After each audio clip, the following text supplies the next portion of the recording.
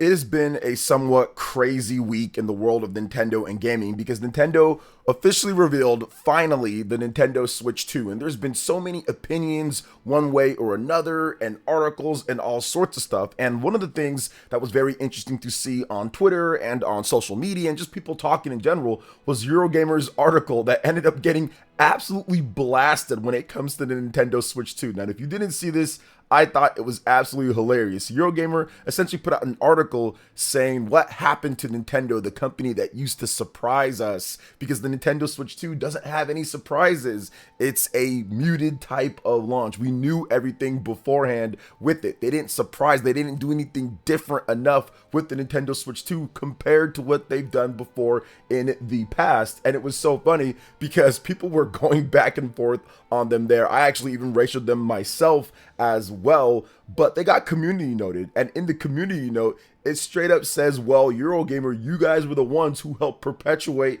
and ruin the surprise for people in the first place with all of your articles here talking about the leaks and everything. So I just thought that was an absolutely brutal community note that we discussed in my live stream recently and of course on social media. But I do think that it plays to a little bit of a bigger issue or problem, and I would say the biggest misconception about Nintendo and the Nintendo Switch 2 at this point is thinking that exact thought process, that there isn't something different enough with it, or that Nintendo never does this at all. So we're going to talk about that and a lot of other topics because the Nintendo Switch 2 situation is going to get more and more interesting as we head towards the April 2nd Nintendo Switch 2 Direct. But before we get into all that, what's good, everyone? OJ here. Welcome back to another video. Please make sure you hit that like button, subscribe if you are someone new, and click that notification bell to get my Nintendo Switch 2 RPG news and more as soon as they drop. We're going to be releasing a ton of content, so you guys are definitely going to want to subscribe and hit the notification bell.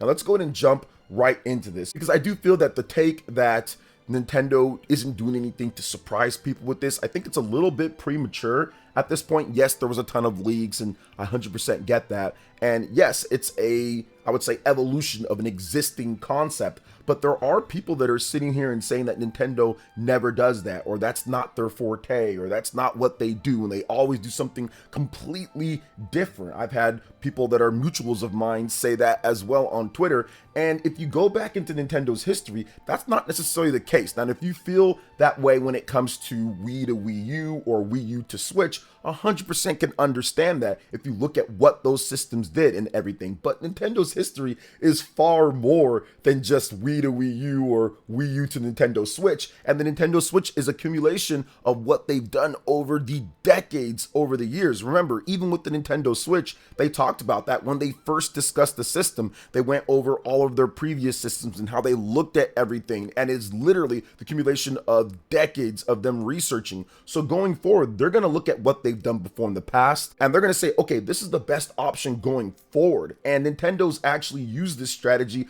a number of times before. Now, let me give you guys just a number of systems that have actually taken an existing concept of what they've done, added graphical power and techniques. Essentially, that's what the Nintendo Switch is doing. But of course, there's going to be some other little things that they do as well, which we will talk about in just a bit. So if you look at the NES, the original Nintendo Entertainment System, to the Super NES, that is essentially taking the same system, adding the FX chip, adding different things you can do with the cartridges, adding more buttons, and just making it a better system. It's a Super NES, it's an NES 2, whatever you want to call it. That's what they did then, and it's like, hey, look, the NES is one of the best-selling systems of all time at that point, with 60 million plus or whatever the case was. Let's go ahead and just make a sequel to this. Let's make a better one and add in a lot better graphics and different stuff that we can do and better control with the controller. If you look at the N64 to the GameCube, taking the base and the core of what made N64 great, that was about local multiplayer, 4 controller ports, and they got rid of all the little things that was an issue. They kind of perfected the 3D and what 3D gaming, when it comes to analog sticks and all that, brought to gaming at that point. They perfected it with the GameCube.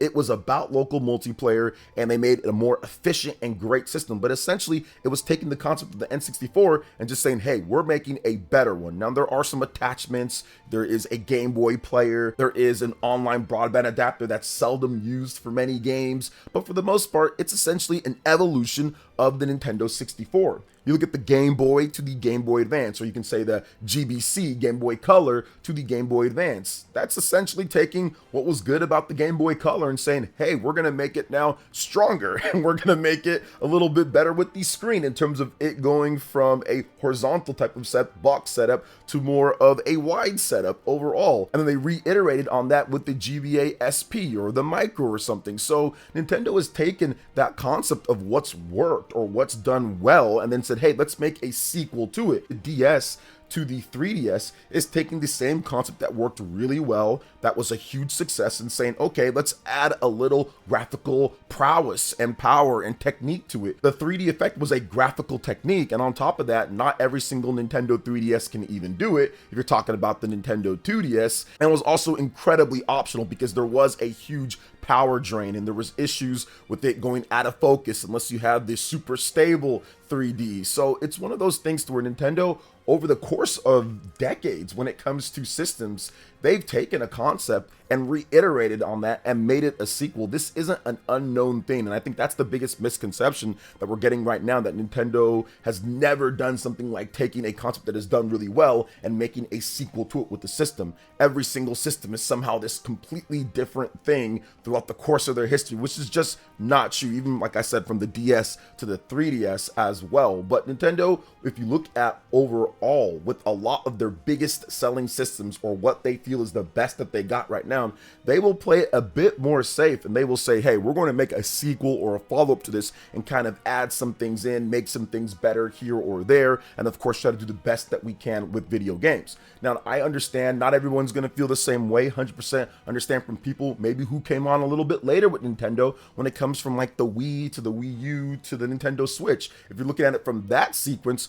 obviously you're going to get a lot different, right? The Wii, you have Wii remotes. The Wii U, you have a gamepad. Nintendo Switch, it becomes essentially an evolution of the gamepad into its own unit itself and a hybrid system. But I will say this, if you look at the mega success of the Nintendo Wii to the Wii U, I think that maybe they changed a little bit too much, because the focus was about the casual play and all the different Wii remotes and having play like that. To go from that type of apparatus in your hand with the Wii remote to a Wii U gamepad, that definitely might have been a problem for the people who did love the Wii motion controls and who did love those things when you're adding it as a secondary controller or something that you use otherwise instead of the main type of thing. It kind of, I would say, throws off the balance of the system. Now, there was other things when it comes to the Wii U and other issues overall and all of that marketing and name, and you can go into so many different things, but I would say even changing things sometimes too much from a mega success is a huge risk, is a colossal risk, especially if people love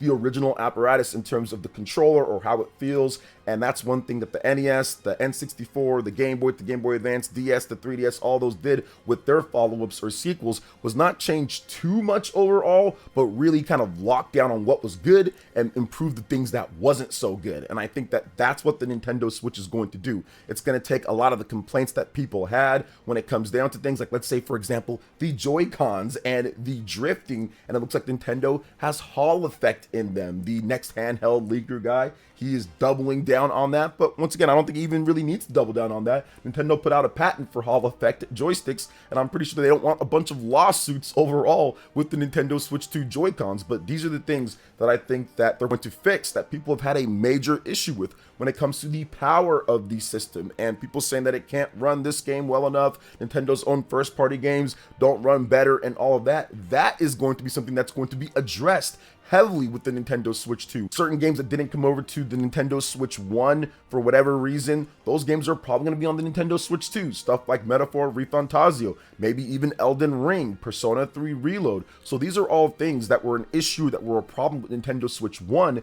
that the Nintendo Switch 2 is going to fix overall. And that's definitely a good thing overall for gamers out there. So I will say this, we still have to wait and see. I think that there's more to the Nintendo Switch 2, obviously, that Nintendo is not announcing at this point. They're waiting for that April 2nd Nintendo Direct to really talk about it. There was a few different things that they showed in the trailer with the Joy-Cons that were kind of moving like an optical mouse, moving on the ground and sliding like an optical mouse as well. So I definitely think that that could be some functionality that's going to be put into the system to where you can use the system like a tablet with a mouse or like a PC with the mouse and be able to navigate and eShop or be able to navigate the OS or even play games like Metroid Prime 4. Shout outs to my man Rob from Rule 2 Review. He talked about how that could be a big thing. Or what about Splatoon, for example, having that mouse functionality in there as an option for gamers, in addition to gyro controls, in addition to controls with analog sticks, in addition to what you've already had. So adding new different types of ways.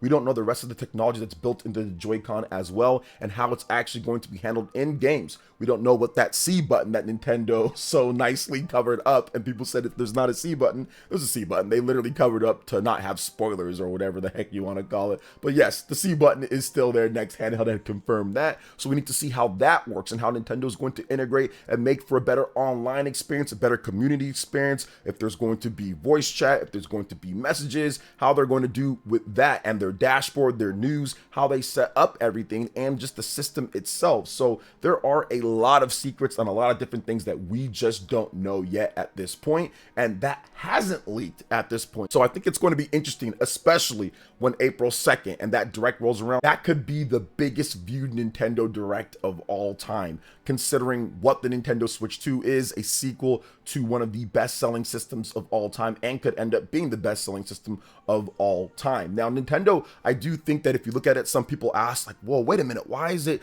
2.5 months out when it comes to the Nintendo Switch 2 Direct? Well, it looks like we're still going to be getting a Nintendo Switch 1 Direct in February that's going to detail quite a number of games. Maybe we finally get the Legend of Zelda Wind Waker HD, Legend of Zelda Twilight Princess HD. We finally get the Fire Emblem 4 remake. What about Metroid Prime 4? We still need to get more details, a second trailer, some gameplay overview, whatever on that. We still need to see what's going on with Xenoblade Chronicles X and how they're going to be handling the online play in that game. So there's still a number of titles that we still need to wait and see. Also, Nate the Hate has stated that there is a Kirby Planet Robobot remaster for the Nintendo Switch. So that's a game that Nintendo could talk about. There's probably some other third-party games that are going to get a little bit more attention. Maybe even like Atelier Yumiya, some exclusive content for that game on the Nintendo Switch, and maybe even the Nintendo Switch 2. So there's still a number of games that are coming out for the Nintendo Switch 1. And of course, there's backwards compatibility. So there's not going to be any problem playing those games on the Nintendo Switch 2 if you want to play them on there as well. But yeah, I do think that Nintendo's kind of following to that timeline overall, and that's why they put a little bit of a gap in between there from the Nintendo Switch 2, the actual proper reveal and the blowout of information, and also compared to when the system's actually going to launch. You don't want to have too far of a window. I think that's something that they're very cognizant on after the launch of the Nintendo Wii U and the launch of the Nintendo 3DS, where they announced something a year or so plus ahead of time, and there's too much time heading up from when they first talk about it, information coming out afterwards, and the launch of the system. You want a tight window of about 5 to 6 months from when you first officially reveal the system to the blowout of information to when you can actually buy the system. So that needs to be a 5 to 6 month window, and I think that that puts the Nintendo Switch 2 probably around, I would say, June or July at this point. So it's definitely going to be interesting to see exactly what happens here, but I would say excitement is back overall when it comes to the gaming industry with Nintendo jumping in with this next system. I think that third-party developers are ecstatic to be able to develop for this system because it's going to be a big opportunity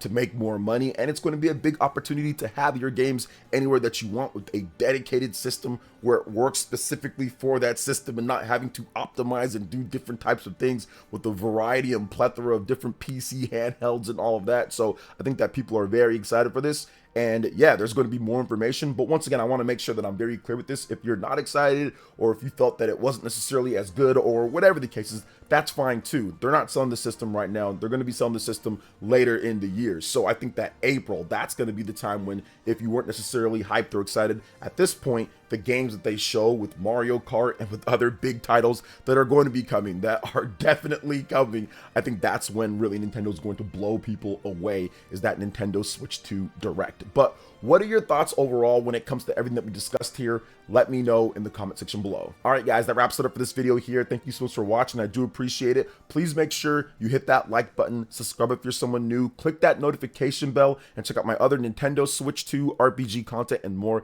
right here on screen. Thank you so much for watching, and we'll catch you guys for the next one. Peace.